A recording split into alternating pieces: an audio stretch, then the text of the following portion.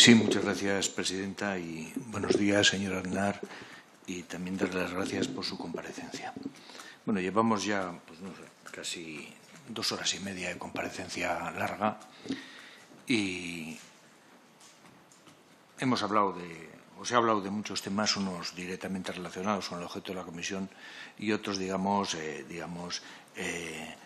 cuestiones circunstanciales más o menos conexas y en algunos casos poco conexas.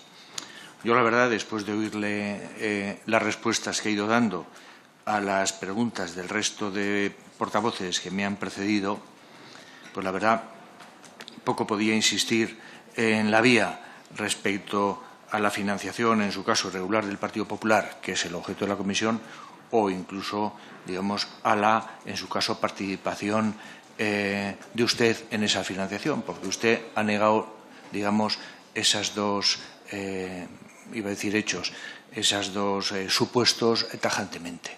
Entonces, pues la verdad, poco tendría que preguntarle.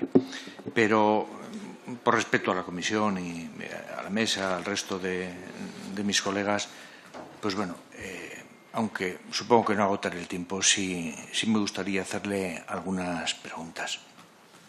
Usted ya nos ha recordado su biografía, y porque usted nos la ha recordado, y también otros portavoces, fue presidente del Partido Popular entre el 90 y el 2004, 14 años. Señor Aznar, ¿qué tipo de relación tenía usted con los diferentes gerentes de su partido? ¿De qué hablaban cuando se reunían?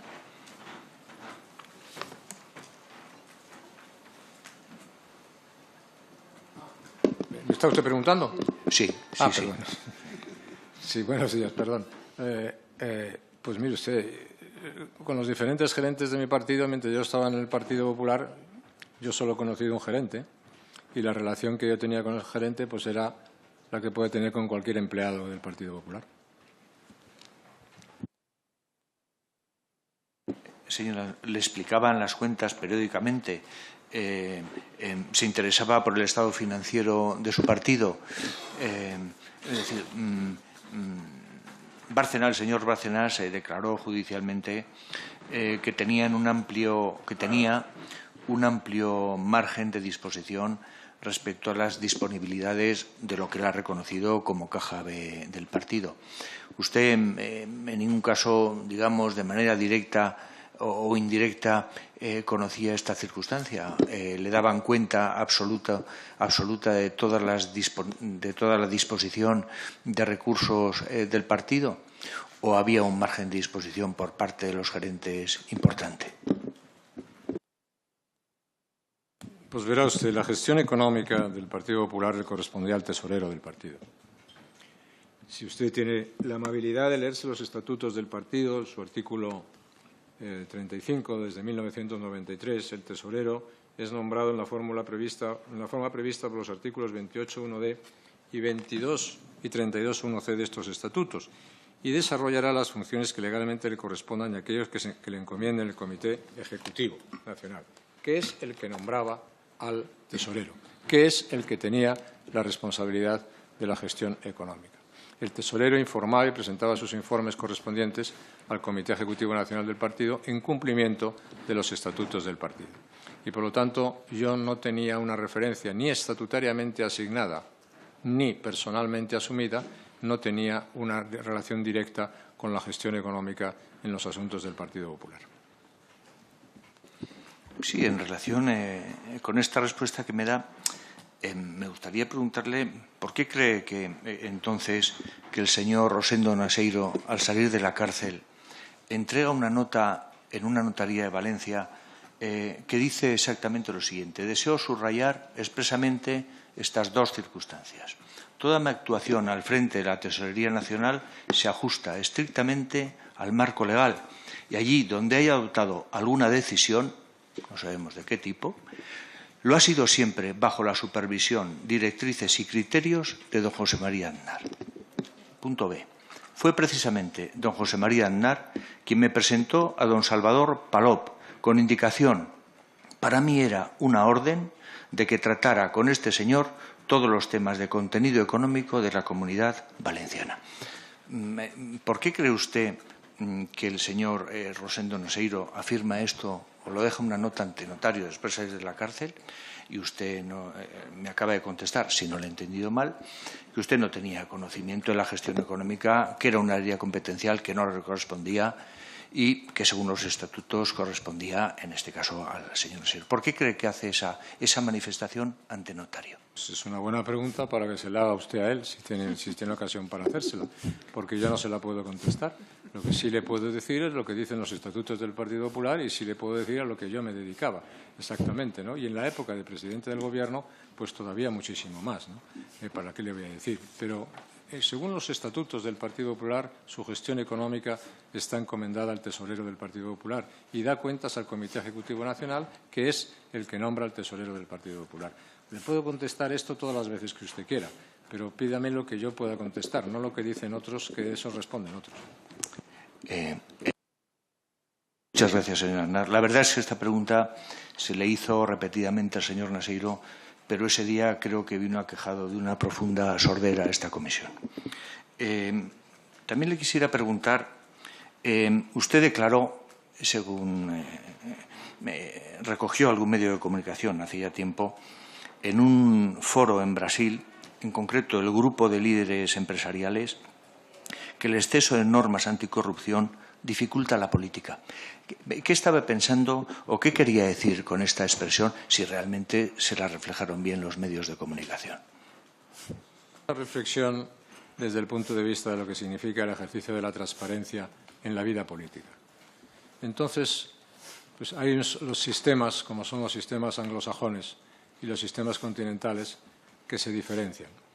Los sistemas anglosajones están fundamentados efectivamente en la flexibilidad y en la transparencia. Es decir, hablemos de las presencias en el Congreso de los Diputados, por ejemplo, en el Senado, ¿no? Normalmente uno es compatible con todo o con casi todo, excepto que entre en conflicto de intereses que pueda representar en algunas actividades. Y eso está sujeto a unas normas de transparencia. No es un sistema perfecto, pero es un sistema, que es el sistema de los Estados Unidos, por ejemplo, o es el sistema también en parte del Reino Unido. Y hay otros sistemas, que son los sistemas continentales, o si quiere usted mediterráneo, que son ese sistema en gran medida español, que es usted se declara incompatible con todo. De todo es incompatible. Es incompatible con todo. Entonces yo digo que me parece que tiene más ventajas un sistema de compatibilidad, pero transparente, que un sistema de incompatibilidad de todo. Porque el sistema de incompatibilidad de todo puede llevar a más situaciones no deseables ni deseadas que el sistema de flexibilidad con transparencia. Es esa reflexión de carácter político, ¿no? El hecho o la tendencia a prohibirlo todo, a declararlo todo incompatible, no ayuda al ejercicio de la actividad política, ni ayuda al ejercicio de la responsabilidad de diputado, en mi opinión. La hace más difícil. Y hace más difícil que determinada gente pueda sentir la atracción de dedicarse a la vida política por ser algo absolutamente incompatible con todo. Y quien le dice eso lo dice también en el sistema de incompatibilidades que pueden afectar, en razón de lo que conocen por el ejercicio de su cargo, a algunos miembros del Gobierno. Sí, usted puede ser miembro del Gobierno durante 3 años y por el ejercicio del conocimiento de su cargo puede estar sin trabajar por ley de incompatibilidades durante 2 años. Claro, eso es una cuestión que en el ejercicio de la vida diaria de la política yo sé que se dicen muchas cosas, se hacen muchos planteamientos, puede ser muy divertido, se puede salir en titulares, se pueden llenarse páginas digitales o se pueden llenarse páginas de papel, pueden hacerse o salir en los telediarios, pero al final hace falta intentar que los sistemas funcionen razonablemente bien. Y como decía un pensador norteamericano recientemente, pues todas las cosas son mejorables, todas las cosas pueden ser mejoradas por el transcurso de los hechos. Estamos hablando de que la política internacional o la política doméstica la realizan, y la política de los países la realizan seres humanos con sus imperfecciones, obviamente, ¿no? Pero las políticas y también los regímenes legales basados en las incompatibilidades, yo creo que se puede mejorar. En España, pues mire, esa podría ser una reflexión bonita para el Congreso de los Diputados. No es que yo tenga ganas de volver a hacerla, no quiero decir eso, Me lo estoy pasando suficientemente bien esta mañana como para recordar mis viejos tiempos, pero espero que eso no me lleve a venir aquí periódicamente más de lo que lo he hecho, que ya he sido por segunda vez en 14 años, ¿no? Pero sí le quiero decir, eso sería una bonita reflexión. Yo, si usted me permite esta pequeña consideración, veo al país demasiado entretenido en cuestiones que tienen que ver. Estamos hablando de cosas de hace 40 años. 40 años. Estamos abriendo tumbas de hace 40 años. Estamos hablando de teniendo broncas, intentando tener broncas sobre el pasado desde hace tiempo. Y entonces tenemos un país con unos problemas que tenemos que afrontar y que tenemos que resolver. Tenemos un intento, no tenemos una secesión en marcha sin resolver. Tenemos problemas internacionales muy graves a los que tenemos que acometer. Podemos tener problemas económicos a los que tenemos que hacer frente. Tenemos un déficit del sistema de pensiones de 19.000 millones de euros. Se puede decir, pues ahora se van a subir los impuestos a los ricos. Pues se suban los impuestos a los ricos. Los ricos van a pagar 400 millones. 400 millones menos 19.000 millones son 18.600 millones de déficit. Pero quiero decir, yo creo, y estoy diciéndole sinceramente, que creo que hay muchas cosas en las cuales se puede invertir el tiempo desde el punto de vista del ejercicio de lo que usted preguntaba y lo que yo dije en Brasil, de las incompatibilidades de la transparencia, con mucha mayor extensión, y que los países en ese terreno más flexibles yo creo que tienen menos problemas que los países menos flexibles y más rígidos. Sí, brevemente para señalar, es importante tratar de precisar, porque si no nos ocurrirá que lo único que no está encima en el debate es la cuestión, ¿verdad? Lo digo a efectos generales, no es una crítica, señor Legarda, sino decir con carácter general que la cuestión nos la estamos olvidando con demasiada frecuencia. Gracias. Señor presidente, yo no puedo impedir que el compareciente aborde cuestiones directamente relacionadas con la comisión. Desde luego, mi pregunta no era un tema como para resbalarse en otras cuestiones interesantes, sin duda alguna, pero que no son el objeto de la comisión.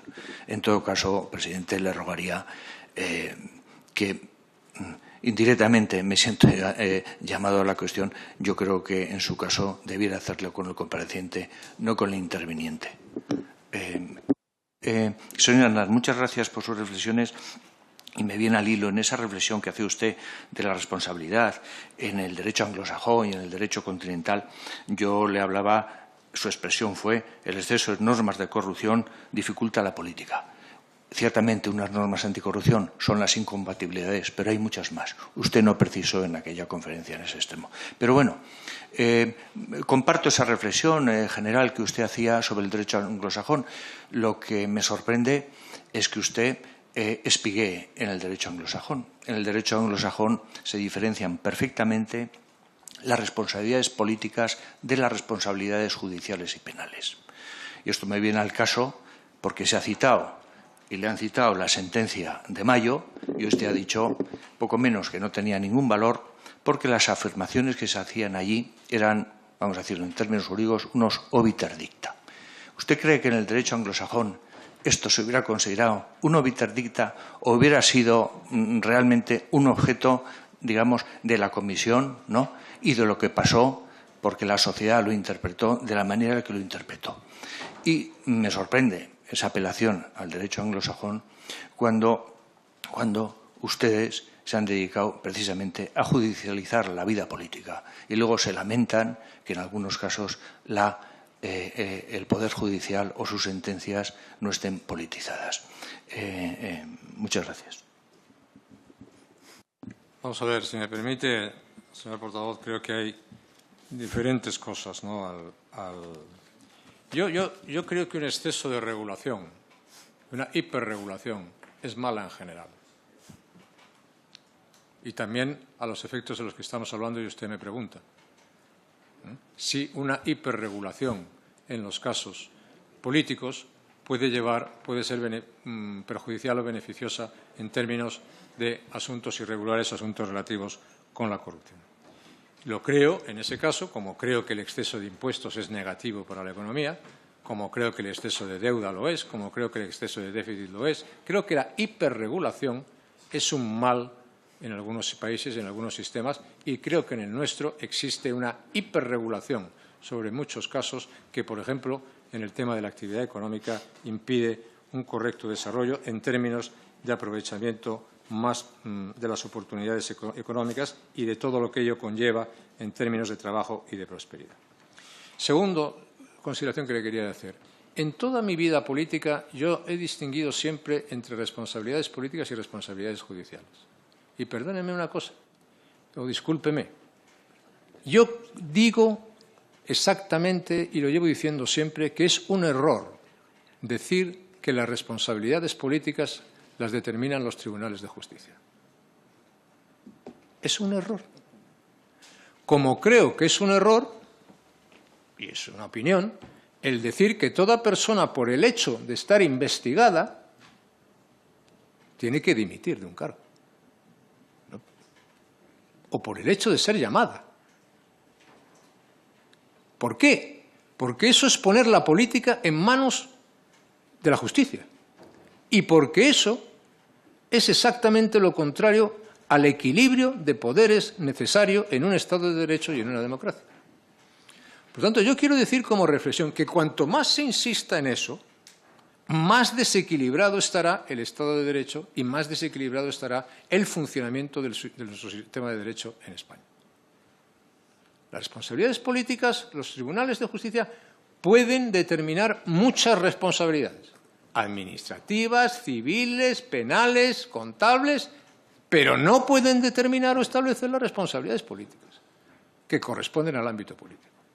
Ahora, si los dirigentes políticos o los representantes políticos dimiten del ejercicio de sus funciones en el sentido que traspasan la determinación de su responsabilidad a otro poder del Estado, lo que luego no deben quejarse si ese poder del Estado actúa.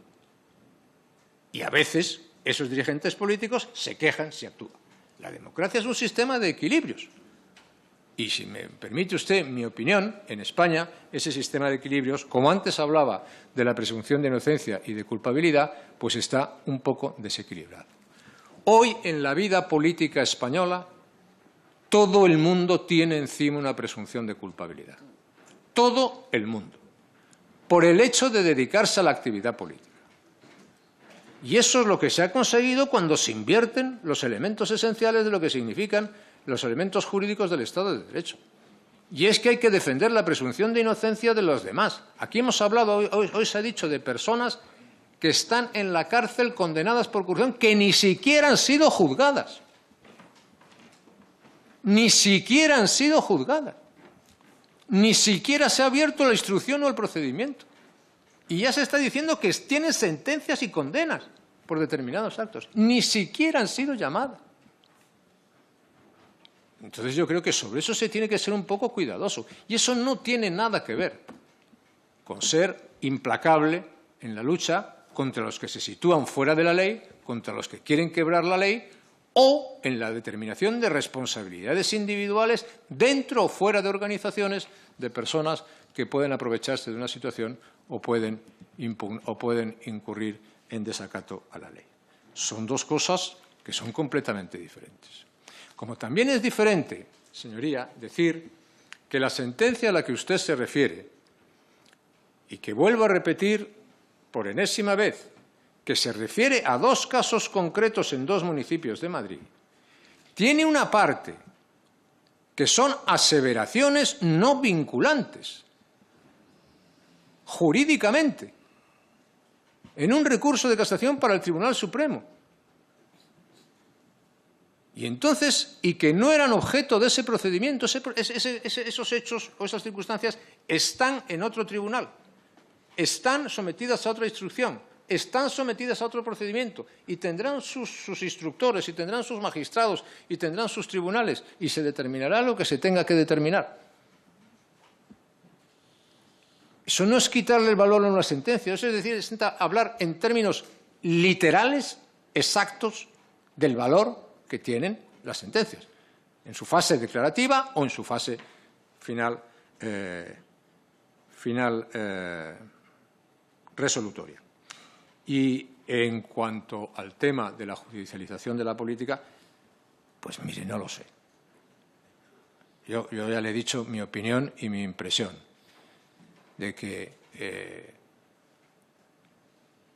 las responsabilidades políticas y las responsabilidades judiciales son diferentes. Y que aquellos que empezaron hace muchos años, diciendo que no había más responsabilidades políticas aquellos que determinasen los tribunales de justicia, que yo, que era muy joven entonces, me acuerdo de aquello, pues se equivocaron, cometieron un grave error. Y de ahí para adelante todo ha ido a peor. Sí, señor Aznar, con toda la cordialidad personal, pero con toda la claridad parlamentaria, me deja perplejo. En sus intervenciones afirma una cosa y la contraria. Yo le planteo que esta comisión de investigación está formada porque hay indicios suficientes. No necesitamos ninguna sentencia penal, aunque pueden ser referencia, pero no una sentencia. Las declaraciones que hagan las partes y otros elementos. Y usted me dice que eso está muy bien. Y a su vez me dice que no hay ninguna condena política, ninguna condena judicial. Pero, señor Aznar, a ver, ¿a qué nos quedamos? Porque usted me afirma una cosa y la contraria. Yo le estoy sosteniendo que para esta comisión, por lo menos para este grupo parlamentario, la sentencia de mayo tiene una trascendencia determinante. Porque aquí no hacemos juicios penales. Aquí estamos haciendo un juicio de responsabilidad política. Y no necesitamos ni siquiera esperar a ninguna sentencia. Podremos actuar con mejor o peor criterio. Y usted me afirma una cosa y la contraria. Bueno, pero en todo caso le haría otra pregunta. Si usted en concreto no se sentía responsable, como decía, en su caso, digamos, financiación, corrupción ilegal, en fin, todo en su caso, ¿por qué ha manifestado en alguna ocasión, y no muy reciente y no muy alejada en el tiempo, que no me sentía responsable, pero no me sentía indiferente? ¿Qué quiso decir con no se sentía indiferente? Es decir, daba por hecho que había algún tipo de responsabilidad, pero que no le afectaba, porque aquí, en lo que vamos de comparecencia, yo por lo que voy entendiendo es que usted niega ningún tipo de actividad, digamos, irregular de su partido, lo cual comprendo que lo diga, pero a su vez dice que no hay ninguna responsabilidad. Entonces, esa declaración, que no se siente indiferente, ¿a qué se refiere? ¿A las maledicencias que pueden estar diciendo o que posiblemente la pudo haber, pero que usted no se declara responsable? Probablemente es que, como llevamos ya 3 horas, no lo he entendido bien, pero yo no recuerdo haber dicho una cosa y la contraria. El que menciona la sentencia es usted, y yo le explico lo que es la sentencia. Y las responsabilidades políticas, y esta comisión puede crearse con el objeto de investigación que le parezca oportuno, esta o las que se parezca oportuno al Congreso de los Diputados. Pero no sé por qué se dice decir eso, es decir una cosa y la contraria. Le reitero exactamente todo lo que le he dicho y me reitero en mis argumentos y en mi posición. Me dice sentirme indiferente. ¿Cómo me voy a sentir indiferente yo ante muchos casos de supuesta corrupción que han aparecido en España o de corrupción? Yo no me siento responsable de lo que usted me puede pensar que yo me tengo que sentir responsable. Otra cosa distinta es que me sienta indiferente que haya personas que hayan podido actuar incorrectamente. No me voy a sentir indiferente por eso. Y otra cosa es que reaccione cuando injustamente se le acusa al Partido Popular de haber hecho cosas que no ha hecho. Ahora, si ha habido personas que han actuado incorrectamente, pues hay personas que han actuado incorrectamente que paguen por ello. Pero que no se acuse al Partido Popular de lo que no ha hecho el Partido Popular. Que se pida responsabilidades, en su caso, a esas personas. Eso es distinto. Y no me pida usted que yo no pueda decir que me siento indiferente de cualquier cosa.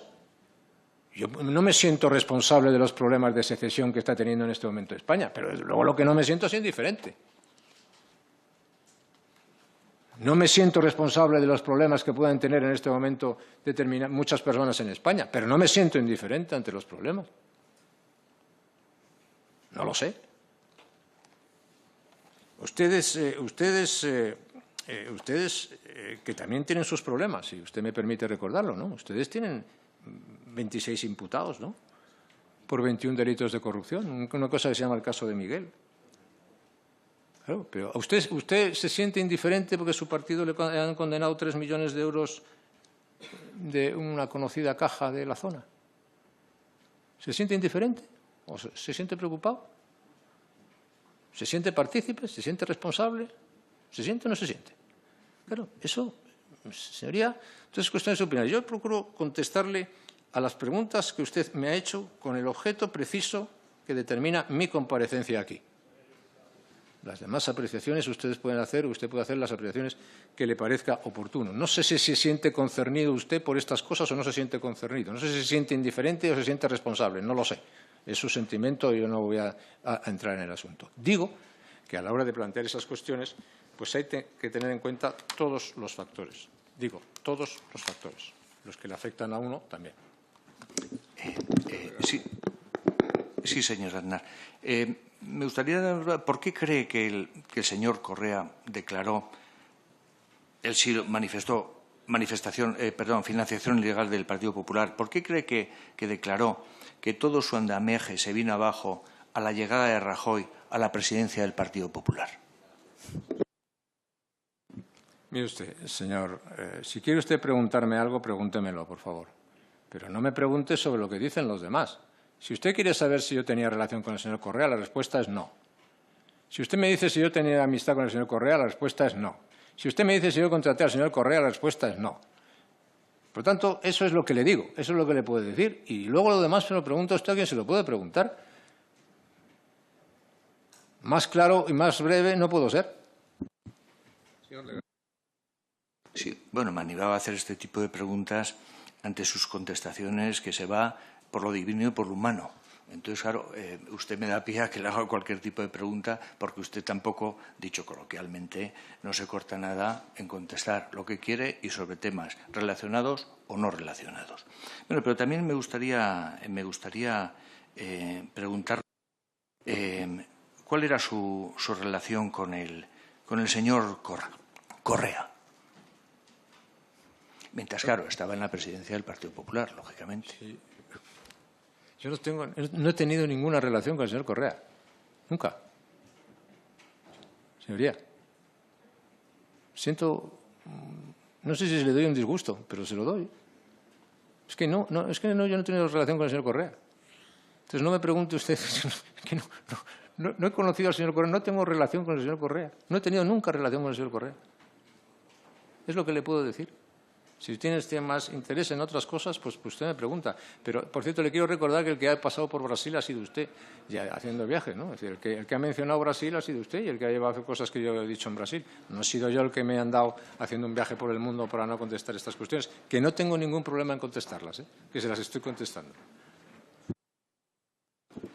No, le preguntaba por el señor Correa a raíz de la pregunta anterior y también porque uno de los testigos importantes del caso Gürtel, el señor Luis Peñas, en entrevistas manifestó que usted y el señor Correa tenían una relación muy estrecha y para explicarlo lo hacía declarando que éste siempre se sentaba a su derecha. ¿Cree que es correcta esta manifestación o es acertada o no? ¿No tiene ninguna conexión con la realidad? Mire usted, le vuelvo a decir que lo que diga ese señor será responsabilidad de ese señor, que se lo pregunte a él. Pero lo que le puedo decir es que el señor Correa no ha estado sentado ni a mi derecha, ni a mi izquierda, ni encima. Sencillamente es que no ha estado sentado nunca con el señor Correa.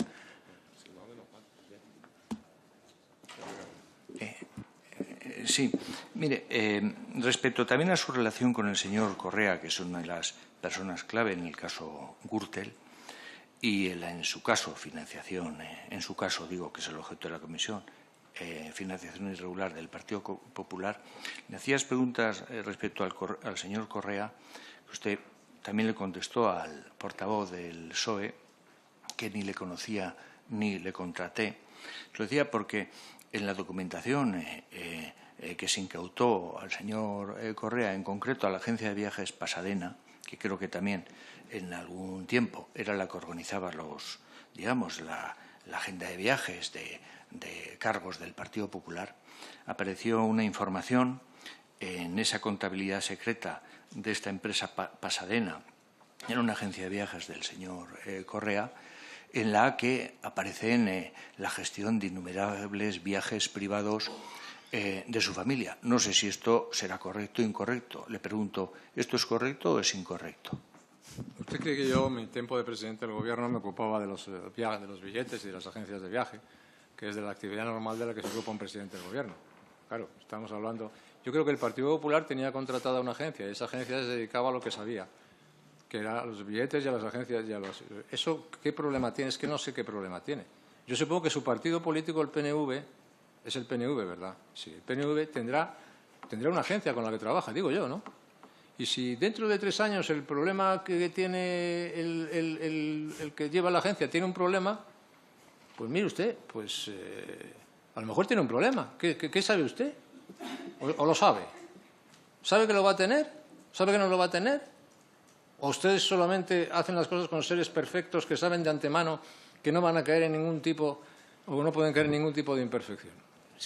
Yo creo que llevar las cosas al absurdo es eso. No tuve ninguna relación con el señor Correa. El Partido Popular contrató a una empresa, no yo, el Partido Popular contrató a una empresa que se dedicaba al montaje de actos y actividades para el Partido Popular. Y eso no tiene a que esas personas, y hay que distinguir, hacen actos o cometen actos luego que están tipificados o que son irregulares, esa es otra cuestión completamente distinta. Pero ni me afecta a mí, ni me afecta como organización el Partido Popular. Sí, señor Aznar, yo no le estaba preguntando por las relaciones de esta agencia de viajes con el Partido Popular. Todas mis preguntas iban dirigidas a ver si usted tenía una relación personal con el señor Correa. Me dice que no, y yo le digo que en la agenda de la agencia de viajes del señor Correa, de la agencia Pasadena, figuran innumerables viajes privados de su familia. Nada tiene que ver con el partido. Simplemente he preguntado si esta información publicada de esa agenda,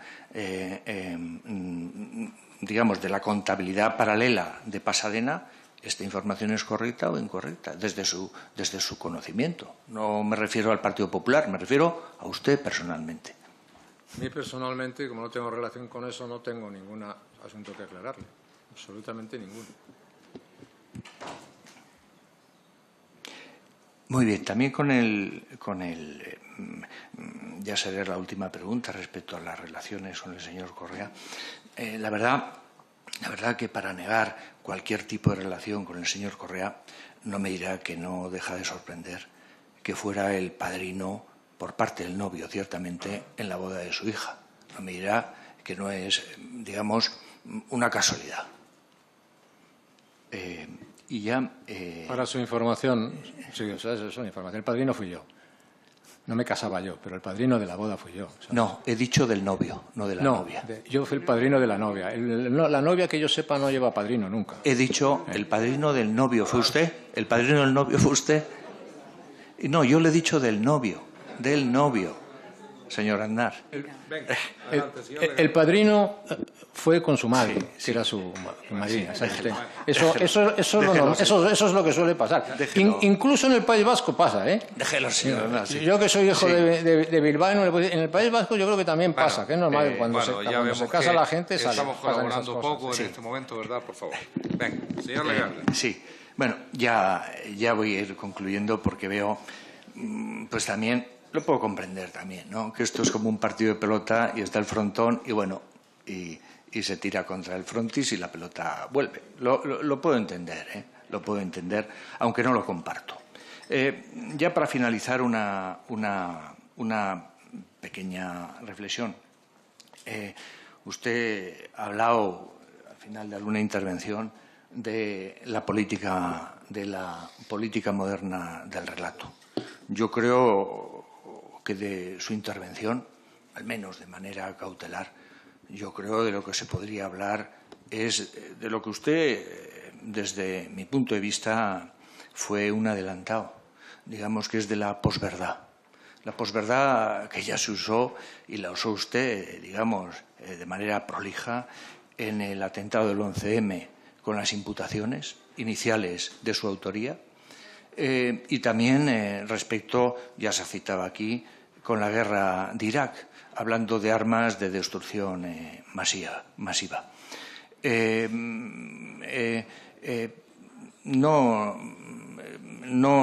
la impresión que teníamos antes de la comparecencia de que su poder omnímodo dentro del partido no se compadecía bien con la negación previa, que ya conocíamos, de todo conocimiento y de todo hecho, pues no se compadecía bien. Y ya para finalizar, me estaba acordando, mientras usted pues, contestaba al resto de mis compañeros y a mí mismo, pues de una película, bueno, ya de hace unos años de Von Trier, que se titulaba El jefe de todo esto. Y era un sujeto que estaba en todos los sitios, ¿no?, pero que en realidad no existía. En fin, todo esto yendo, digamos, a una reflexión más cercana, pues esto me recuerda a eso de las meigas, ¿no?, que no existen, pero a verlas, haylas. Muchas gracias, presidente, y muchas gracias, señor Aznar, por sus contestaciones. Gracias, señor Legarda. Le ruego que no considere en ningún caso que este presidente lo llamó a usted a la cuestión, que no es el caso. Fue un simple comentario sobre las dos partes. Señor Aznar. No tengo nada que decir. Muchas gracias, señor presidente.